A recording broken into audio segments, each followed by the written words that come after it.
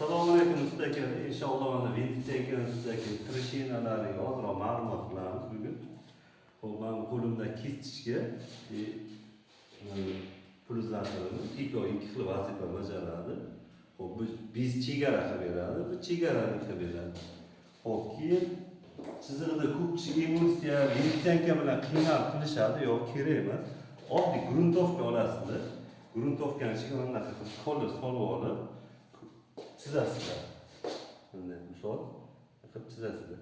Bu gruntovka vinitsenkani ichiga shimib ketadi, mana chizig'ini saqlab qoladi. Buni silliqligini hisobiga ushlamaydi. Ko'p chiziqlar yo'qolib qoladi. Shunga mana shu gruntovkaga, oddiy gruntovka, devorga surtiladigan gruntovkaga kolor qo'shib turib ursanglar, inshaalloh ham effekti ham zo'r beradi. Yaqinroq qilib ko'rsating mana.